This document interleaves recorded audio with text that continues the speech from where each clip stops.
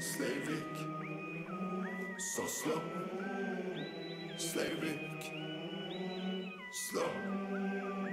Slavic, so slow, so slow. Slavic, slow. Salut, c'est Keep On Fest, on est au Festil et là je reçois les membres du Scratch Bandy Crew. Alors Salut. j'ai Jay et Cyr. Salut. Donc ça fait 12 ans d'existence déjà et cette année vous avez rejoint le label Chinese Man. Donc qu'est-ce qui a changé? Le label Chinese Man Records. Chinese Man Records. Ouais. Ok. Et qu'est-ce qui a changé pour le groupe avec cette entrée? Qu'est-ce qui a changé pour le groupe? Non, mais c'est comment t'expliquer? C'est surtout en termes de logistique, d'environnement professionnel et structurel que ça nous permet, ça ouvre des portes et que ça donne des facilités de travail et des possibilités de travail qui sont plus souples et plus simples et plus familiales, donc plus importantes. Voilà. C'est eux qui sont venus vers vous parce que le style correspondait Non, c'est parce qu'on connaît le groupe Chinese Man depuis longtemps, parce qu'on a partagé des scènes et voilà, on s'est toujours bien entendu et puis on s'était toujours dit qu'il faudrait qu'on fasse des trucs ensemble. Et du coup, via Chinese Man, il y a le label Chinese Man Records, les membres du label qu'on a rencontrés. Et du coup, voilà, de fil en aiguille, ça s'est fait assez naturellement en fait. Voilà. Scratch Bandy Crew, c'est un peu ton bébé à toi, Jay? À ce que j'ai cru comprendre. Ah oui, mon Non, oui, enfin non, après c'est un groupe, hein, donc voilà. Mais oui. Comment vous répartissez le travail? En fait, sur scène, donc c'est de la musique avec à la base des platines, donc du scratch, et en plus maintenant des contrôleurs, enfin des ordinateurs, enfin ça reste des machines. Et du coup, sur scène, on a à peu près un travail équivalent, c'est-à-dire qu'on a les mêmes machines, on se répartit un peu les sons, on les scratch, on les distord, on les trafique. Et puis après, pour les disques, et après moi je suis plus dans la composition de la musique. Parce que même si on est des DJ, ça reste de la musique originale, c'est-à-dire que c'est voilà, des morceaux qu'on fait. Et voilà, Cyril, lui, sur le disque, il a pas mal cherché les samples, et puis comme il a un gros niveau de scratch, c'est toujours lui qui lead un peu la partie technique. Voilà.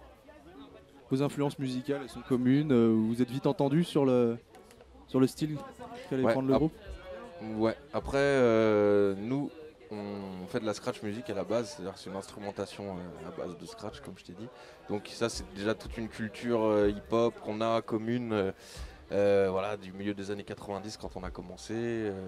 Et puis après, comme c'est de la musique instrumentale, effectivement, on s'inspire de pas mal de choses, comme de la soul, du jazz, etc., de l'électro. Et voilà, mais ouais, non, on n'a jamais eu on s'est jamais trop posé la question.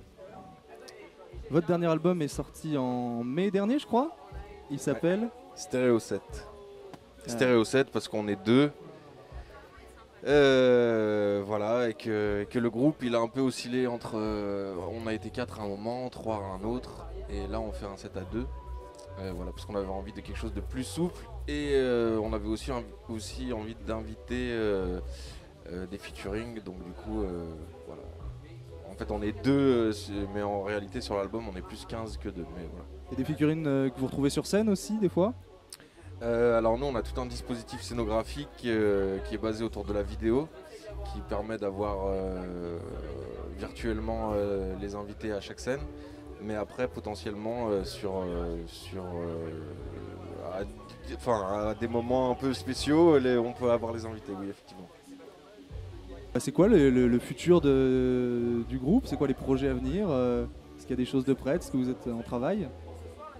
Là, comme l'album est sorti en mai, donc là on le récent. défend sur scène. Là, il y a eu toute une réadaptation, tout un travail comme je dis, de scénographie, de mise en scène pour le porter sur scène. Donc du coup là, on est plus en train de le défendre et de le jouer. Et puis après, forcément, on va aussi le faire évoluer voilà, au fil des dates. À la rentrée, on joue à Paris, à Marseille, etc. Donc du coup, c'est un peu des points de rendez-vous où il y aura un peu des surprises, mais voilà. Mais après, ça suit son cours. Effectivement, on va se remettre dans la production de nouveaux morceaux, de nouveaux trucs. Voilà. Sir, t'as un truc à dire là-dessus?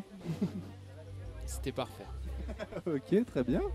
Bah écoutez, nous ce qu'on aime bien faire à Keep On Fest, bah, c'est signer le canapé sur lequel vous êtes assis. Très bien.